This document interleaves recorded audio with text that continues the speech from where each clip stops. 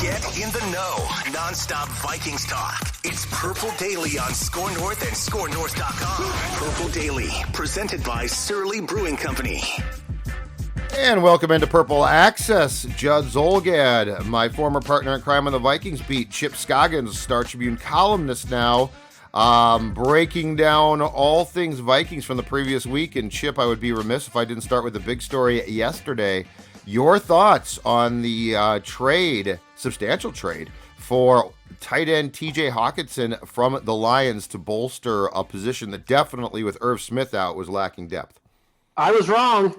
Remember last week you asked me if I thought they would do anything? I said, nah, they'll probably sit still and try to improve internally. I was 100% wrong on that. We talked last week about competitive rebuild and keeping draft picks for the future versus adjusting maybe where they thought they would be versus where the reality of what it is now. And I was dead wrong. And I give Kwesi a lot of credit for, one, not just sitting still and trying to patch holes with that tight end position with Irv Smith going out, but two, recognizing that, hey, this is a year where things are starting to line for you. And the Packers have fallen off. And yes, the Eagles look like the team in the NFC right now, but this should help their passing game. I mean, you look at what Hawkinson's yards per catch versus what Irv Smith was getting in the tight end position is definitely a huge upgrade. And so kudos to them for being aggressive.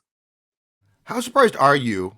Because the more I think about this, I'm more and more surprised. How surprised are you that the Lions made this trade? 25-year-old guy.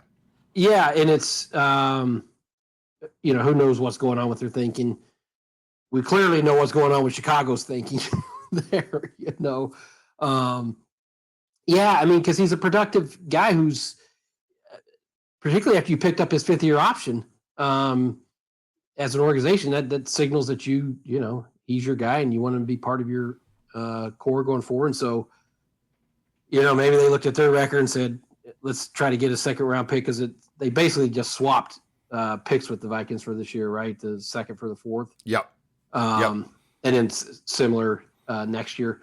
So I'm surprised they did it. I really am, because he's a productive player in his prime. And so I have to think, for the Vikings perspective, this is the end of Irv Smith's time here, probably. You're not going to have both of them, and Irv's going to be gone, anywhere from 6 to 10 weeks is what they're saying. So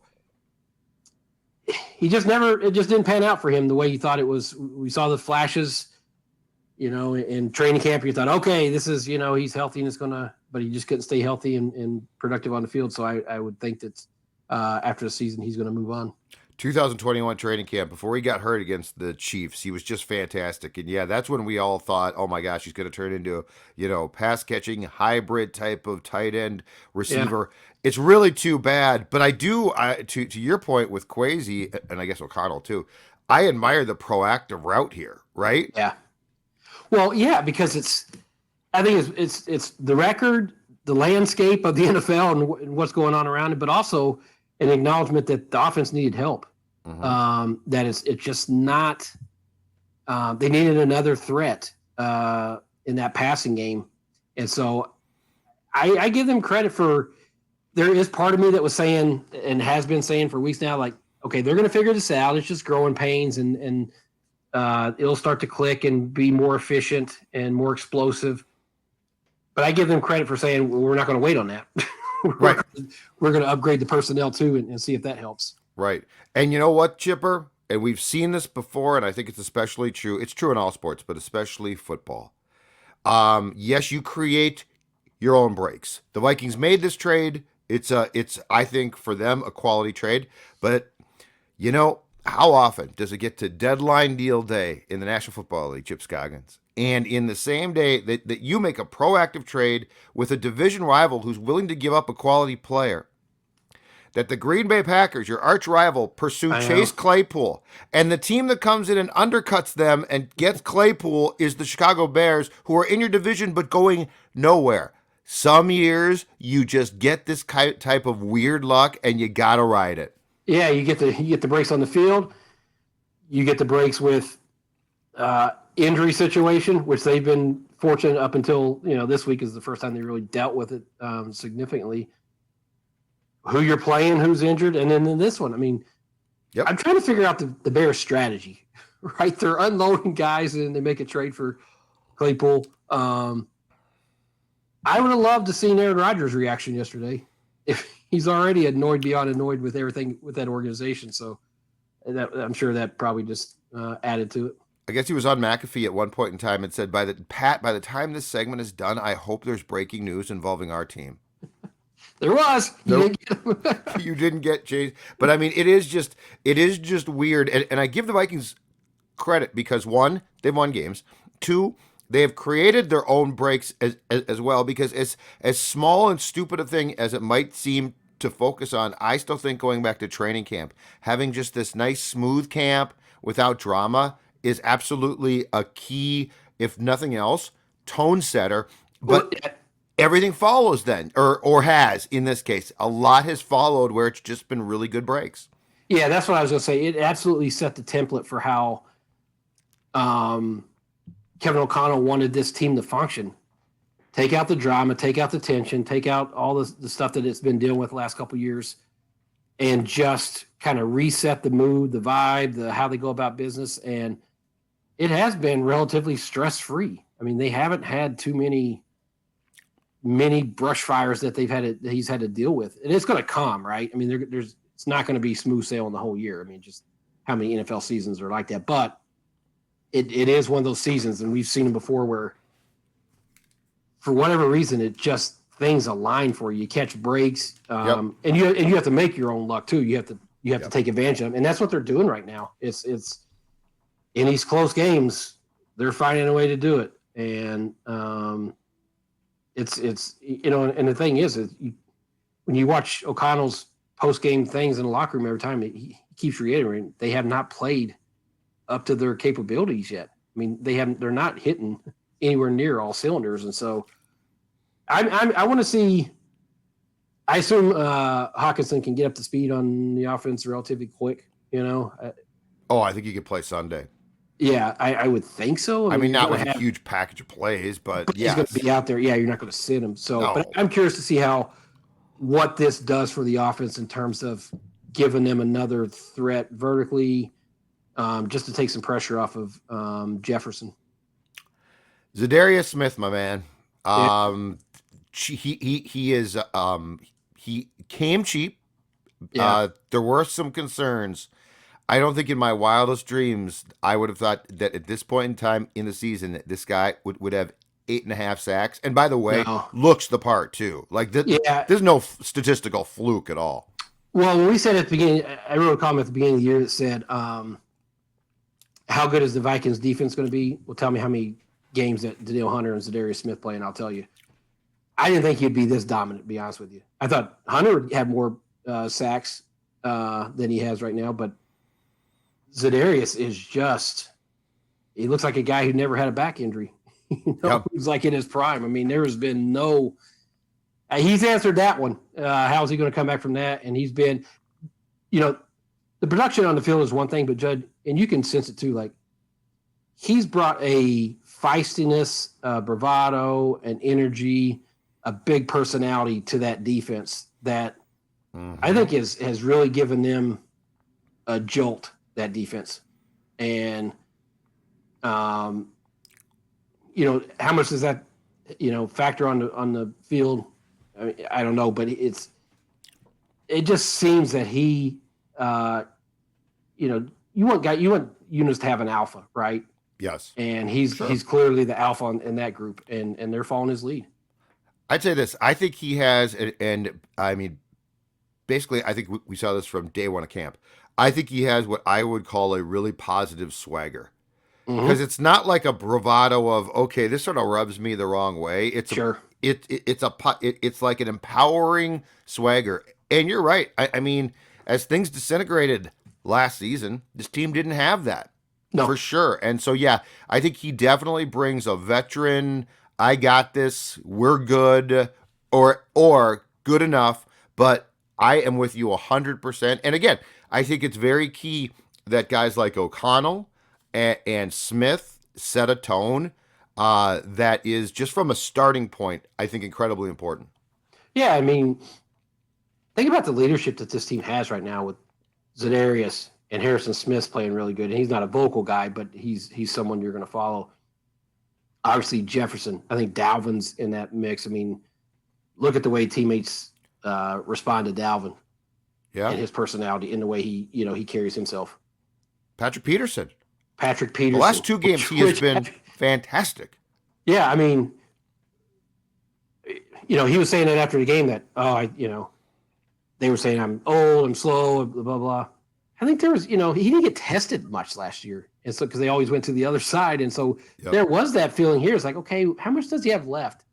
And I had that feeling coming this year. It's like, okay, maybe he's going to get tested more and we'll see, if he can still play at a high level. In the last 2 weeks, I mean, he's been fantastic. I mean, I don't see a drop off, and he's going against really good receivers. And so, I like the way Cousins. I like his leadership right now. The way I agree. His personality right now just feels. Maybe it's because they're 6-1 and winning, but his personality feels so much more at ease and just willing to share stuff right now than we saw last year. Last couple years. He feels like he's finally been able to embrace who he is, which 100%. And before, I mean, for what? 4 years, I called him jokingly the corporate quarterback because it felt like he was trying to play the role of a quarterback, and how I guess, and I would not blame this all on Mike, how the former staff felt a quarterback should operate, and now it feels like he's just being Kirk, which is sort of a goofball, but that's fine. It was robotic. Yes. Right? It was robotic. It was rehearsed, I felt. Yeah. Yeah, it was polished and robotic, and you just you didn't see really his personality come out, and you're seeing it with this group. And I think the players have brought it out of him. I think O'Connell clearly has brought it out of him. I think winning is been a big part of that. You're more at ease. He even talked about it after the game the other day. He's like, it's a lot easier to stand up here when we're winning, than having to answer the tough questions about close losses and not coming through. So I think it's all those things, but you can just see, man, he's in a good spot personally and professionally. Yes, and again, from day one of camp, though, he has been far more at ease, and so I think it was, the tone that was set, and you know what? I mean, I think it makes his life simpler. That is pretty clear. O'Connell said, "I don't need you to be somebody you're not." Right? Like the chains, it's goofy, but it's funny, and that's fine. And you know what the great irony is? What do we always say when someone's comfortable and feels relaxed and they play great? This is the worst season of his year statistically, of his career statistically. I know. What's your take on that? I don't know. Judd. Other than new offense, I don't know, because it's weird because there's times where he's making big important throws and he's playing well, and there's when they need to drive, he puts it together and looks crisp. But then there's times where it just misfires. So I don't know. I don't have a great theory on it. Forget his contract for a second, okay? Because the contract, we can always come back to it. And statistically, he's being paid too much. But anyway, let's forget that for a second, all right? The two things that drove me crazy about this guy until this year were this. His personality, I thought, was fake. I don't think that now. I think he's being Kirk now. But I thought he was largely trying to fit a role, and it was fake. And you can, teammates, fans, media can see through that instantly. The second thing is, what did we always say? Make big plays, dude. Fourth quarter, make big plays. Big games, make big plays. Yeah. And he padded those damn stats like they were, like he would go home and look at the football card every day to be like, what are the stats? What are the stats? I understand statistically there's some issues there, okay? But for what the Vikings are getting, and the fact that he is, to your point, and you're right, he is making plays when you need plays made. This is also what, personally, I was calling for like 4 years. So, well, yeah, I'm much more comfortable. I'm not saying it's okay not to have great stats. I am saying I will exchange great stats, especially padded stats, for coming through. If he was not coming through in the clutch and they were still finding ways to win, I would probably sing a different tune. That's the thing. I mean, so much in the past, you felt like they were empty stats because they weren't winning. And the come back to be that could be, well, the defense is terrible and, the scheme is not good. But a lot of times they were almost like meaningless stats. He's playing winning football right now. And that's all you want from your quarterback. And if his numbers take it, I don't even know that about stats because I looked him up to see kind of where he was. It doesn't, I'm not, I don't think anyone's sitting here saying, oh man, Cousins is having a bad year. But if you look at his stats relative to his career, they're off. But I think everybody's going to say, man, he's playing the type of football that you want from your quarterback. He's winning. He's making important throws in, must-have moments. And so that's why I think that's probably too why he's feeling at ease because he wants, things to be sharper and crisper and the offense to be more efficient, but they're opportunistic and they're taking advantage when they have to, and they're playing winning football and winning those games when they need big plays, whether it's offense or defense. This team is coming up with them. And think about the defense. I mean, every game I go to, I feel like that defense is hanging by a thread, like they're vulnerable, right? And I think it is going to be one of those defense that give up plays, just because it is. But look at the turnovers they're creating, the sacks that Za'Darius is getting. Yep. The pass breakups when they need one. They're making pivotal plays that change the game. And we can look at their stats and say, man, I don't know, it's not that good. But I guess at the end of the day, they're 6-1, and you have to, acknowledge that they're making the plays that are helping them win. Yeah, and I think in that case, too, you also come back to what is the most important stat defensively, which is points against. And they're not, they will hemorrhage yards, but they've also done a pretty good job in points against. And so it's weird because I think we got used to hear the yards, right? Like Zimmer's best teams or the Williams wall. You can't run against them. Yeah. But I think the reality of this league is one question. How many points does your defense allow? Yeah, and I didn't look it up this week. I looked it up last week. They were at 19.1 or something like that. Yeah, and it's fine. Last year they're 25, so they're giving up 6 points less a game. Well, in a league where every game comes down to a field goal, it seems like that's a pretty substantial improvement. The Cardinals game. Yeah. Few things off that. One is DeAndre Hopkins is incredible. Yeah, he's good. That touchdown catch against Smith, where, by the way, Harrison Smith was blanketed on him. Yeah. Like, he didn't get beat. Hopkins took one hand and caught the football, and, I mean, that hand is Farvinian, man. That's a big hand, but what a player he is. Yeah, I mean, that's the one where you don't fault the defensive player. You just admire what the offensive guy did. And, you add him back to an offense, and all of a sudden they're pretty scary. But, man, Kyler Murray. I was telling somebody this other day, wouldn't he be maddening if you're a fan of that team or well, you know what last week was? That team or employee of that team, where he's so brilliant at times, but then just makes those mistakes that just kill you. Last week, Chip, the Vikings got another break. He played, but it was bear with me here. It was a COD weekend, and I don't know if your kids play this. Call of Duty came out with a new game, and it's called COD. So all the kids then spend the weekend once it comes out playing it, including Kyler. So if you're going to face the Cardinals and Kyler, you want it to be on a COD weekend. So somebody told me there's stats after Call of Duty gets released and his passing numbers. Or is that a joke or is that a real thing? That's real. That's part of why they put that clause of you must study X amount of time a week, because Kyler Murray loves himself the COD. I did love Pat Peterson's the dance. Yeah, he said I'm not a gamer, but somebody must have told him that that was to do that dance when he had the interception. But yeah, I mean, gosh, he can be so electric and make plays that few quarterbacks would even think about making. But like the interception he threw to Harrison is like, what are you doing? You just threw it up for grabs. It's 20 yards short of his target and triple coverage. Chip, there were three guys blanketed around that area for no reason. Just threw it up. Yep. He would be maddening. He would be absolutely.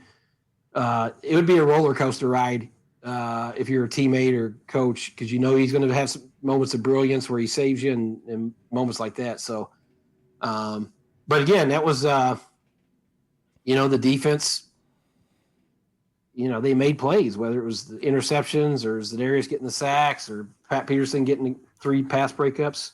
It was a good performance for him. It was a fun game. It was a fun game to be at because it was all over the place, Because I thought that the first half was really lethargic and bad, and the second half was great. It was frenetic spectacular, and back and forth. And Yeah. like the Cardinals took that lead, and I'm like, did they just really take a lead? It didn't last long, but it was so weird because it felt like the Vikings should have won by 20, and it's what at that point 17-14 Cardinals. Yeah, and I don't know if this was, Cousins said after the game, he's like, I'm finding it hard that you just don't run away from teams in this league, or you don't pull away, or whatever the quote was. Maybe, but it feels like they could put their foot down more. But did that game to you feel like the first time, or maybe maybe not the first time, but this season, Dalvin looked like Dalvin to me. Yes. That burst, and maybe it was the bye week really helped or something. I don't know, but he had that extra gear, and you could see it.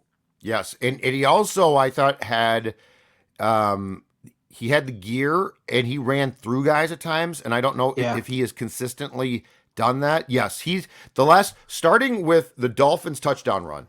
Yeah. The long run. I feel like that shifted things a bit, and I don't know if he got his Dalvin mojo back or what, but yes, that felt like, it didn't feel like prime Cook, but it certainly felt closer to who he can be. He showed it on that Dolphins run too, because there was a breakaway there, and I, you're watching that game Sunday against the Cardinals, and we know the offense is geared around Cousins and Jefferson, but man, you still see the value that Cook has with this offense and how, when they get that going, it can just open up a lot of things. And Cousins talked about, your second short, when you can run the ball like that, when they're in the red zones, particularly low red zone. It just opens up everything for them. 5 catches too, right? Yeah. They split out at times. I mean, Sunday's game was probably the first time that I think Cook got used like I expected him to be used starting in week 1. Yeah, with more of a threat in the passing game as well. Passing game too. Yeah. He just looked good. If that continues and he has that he still has that burst and now you add Hockenson to it, and Yep. All these things are going to help Jefferson free him up. Yes, and I think that the Hockenson thing, to go back to that, one reason why I like that trade too is I do think while he plays a different position technically, I think it gives you a little bit of Thielen insurance, because Chipper, my thought is this: there's going to be a time that Thielen doesn't get back up. Like, he looked like he was in tremendous pain, got up, went to the sideline, ran, came right back in. But it looks like that leg or ankle problem, whatever he's dealing with, it looks like that's causing him a lot of problems. And I do think while he plays a different spot, Hockenson provides an option in the passing game that until that trade, this team was definitely missing. Yeah, and you're right. Thielen's dealing with something. And because that looks painful. Yeah, and it's, he was only had to miss 2 plays that after he went out that time, but it's definitely affected him. But he's still, he can still, his hands catches everything. I know. He can't run anymore though. Like you could tell it hurts to run. That route he took, so it was a red zone play. And he caught a pass in the red zone across from the and he ran that circuitous route. Like if he's healthy, he goes straight. Yeah, he had to circle back around to. I hadn't seen it before. Yeah, airplane taxiing on the runway. We're circling. I'm going to circle. I'm out of bounds. But anyway, he's been great as far as catching the ball, but he can't really run. In fact, to your point off the top of the show, Hawkinson's yak is really impressive. Like he's going to be more of a threat once he gets the ball than Thielen probably is currently, because of the problem that he has with his leg. And don't you think Hawkins is going to be just so good for Cousins? Oh God, he's going to love him. I feel like Cousins is going to Yeah, I think he's going to really rely on him. I think he's going to be, maybe not this first week, but I think as he gets comfortable, I think he's going to be a big part of this offense. And he needs to be. I just want his routes to go far enough downfield where when he does force the ball to him, that he can get the first down. I think Don't make him like a little check down. A little check down. Yeah, no. I don't, that Irv Smith one drove me crazy on Sunday. I know. Yeah. I think he will be. And you look at, like you said, the yards after contact and his 15 yards per catch. I mean, that's impressive. Last thing, your concern about two positions. Yes. Ed Ingram at right guard and Greg Joseph, Yeah. the kicker, who I believe now is like 1 for 6 on 50-plus yard attempts, which wouldn't be a big deal if this was 1986. I know. But 50-yarders are now considered the norm by a lot of people. Yeah, I knew where you're going with that. Ingram, he had a really hard day. That was just not a good performance for him at all. But he's been, he's had moments where he's been good too. I mean, it hasn't been all bad where you just feel like he's sabotaging the offense. I don't feel like that. And so if I felt that way where, like I did against, let's quick pause here. Bradbury. I mean, we've hammered on him for years. Speaking of, this guy's sabotaging the offense. Well, he's played pretty darn well. And so I don't get that sense with Ingram. But he had, I think he's just going to have some rookie games where he looks, overmatched, which was, that happened Sunday. The kicking, Jeb, because you see so many kickers make 50-yarders all the time. And it's almost like they're so good nowadays that, like you said, 1980s, oh, wow, he kicked it, over 50 yards. Now it's just like ho-hum. And it's not ho-hum for him. So I'd say there's a level of concern there, yes. Especially that position, my man. And the thing is, it's like he kicks so darn well and throughout camp and everything. And he was just booming him. And now it's, I don't know if it's call Longwell. I don't know if it's it's the holder. Thing. It's Ryan Wright, the punter. They switched. I told them not to switch the holder out. Darn it. All right, sir. Thanks much, Chip Scoggins. We will review the Washington Commanders game next week, and more importantly, talk about the Buffalo Bills, which should be a great game, man. Oh, and by the way, congratulations, go Vols! Number one. And we'll talk about the Vols victory over Georgia this Saturday. I didn't expect to see you at number one in the baby rankings. Wow! I know we're at Georgia, 1-2 Saturday. Don't get cocky. Just make sure you got your jersey on, okay? I'll have it on, Peyton baby. jersey in play. All right, Chipper. Thanks much. Talk to you. Bye.